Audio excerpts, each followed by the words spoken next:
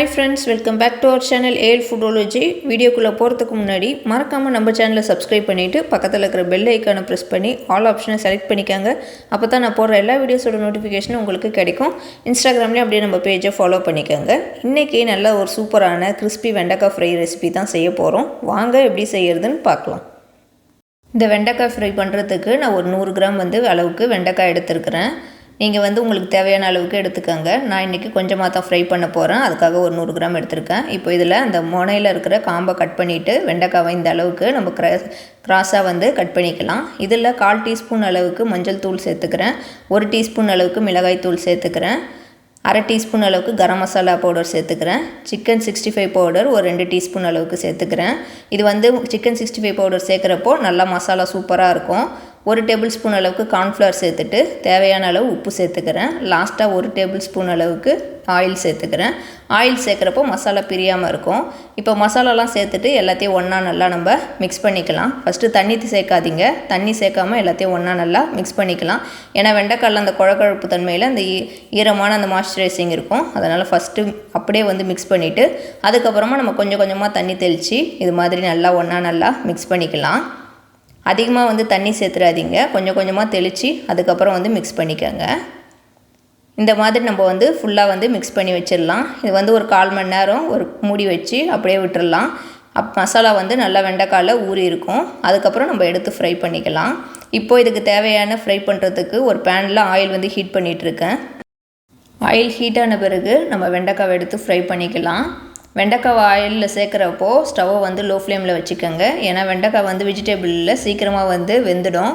அப்புறம் ரொம்ப தீஞ்ச மாதிரி ஆகிடும். அதனால் லோ ஃப்ளேமில் வச்சுட்டு அதுக்கப்புறம் சேர்த்துக்கோங்க. அதில் இருக்கிற குழகுழப்பு தன்மையால் வெண்டைக்காயெலாம் ஒட்டிகிட்டு இருக்குது. நம்ம ஃப்ரை ஆன பிறகு அது கொஞ்சம் முருகலான பிறகு வெண்டைக்காயெலாம் தனித்தனியாக ஆகிடும். இப்போ அப்படியே லைட்டாக மிக்ஸ் பண்ணி விட்டுட்டு ஸ்டவ் லோ ஃப்ளேமில் வச்சுட்டு இதை ஃப்ரை பண்ணுங்கள். இது ஒரு சைடு நல்லா ஃப்ரை ஆன பிறகு நம்ம திருப்பி விட்டுக்கலாம். அப்படியே லைட்டாக நம்ம மிக்ஸ் பண்ணி விட்டாலே இன்னொரு சைடும் நல்லா வெந்துடும். இந்த வெண்டைக்காய் ஃப்ரை சைட் டிஷ்ஷாக சூப்பராக இருக்கும். வெஜ் மீல் செஞ்சால் இதை ஸ்டார்டராக கூட நம்ம யூஸ் பண்ணிக்கலாம்.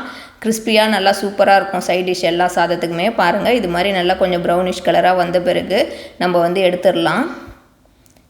இப்போ பாருங்கள், தனித்தனியாக ஆகிடுச்சு பாருங்கள். இதை ஸ்நாக்ஸ் மாதிரி கூட சாப்பிடலாம். நல்லாயிருக்கும் சூப்பராக டேஸ்ட்டாக.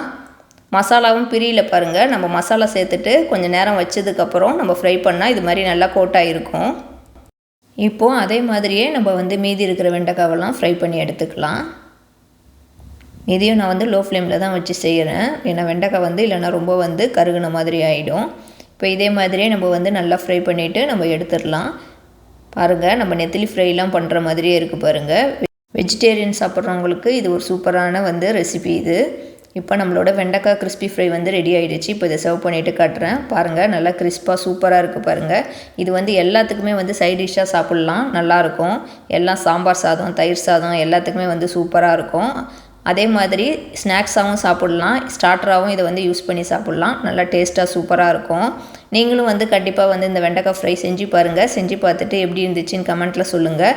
இந்த வீடியோ உங்களுக்கு பிடிச்சிருக்கும்னு நினைக்கிறேன். பிடிச்சிருந்தா லைக் பண்ணிக்கோங்க. இந்த வீடியோவை உங்கள் ஃப்ரெண்ட்ஸ் அண்ட் ஃபேமிலிஸ்க்கும் ஷேர் பண்ணிவிடுங்க. இது வரைக்கும் நம்ம AL ஃபுட்டாலஜி சேனலை சப்ஸ்கிரைப் பண்ணாமல் பார்க்குறவங்க மறக்காமல் சப்ஸ்கிரைப் பண்ணிவிட்டு பக்கத்தில் இருக்கிற பெல் ஐக்கானை ப்ரெஸ் பண்ணிக்கோங்க. தேங்க்யூ ஃபார் வாட்சிங்.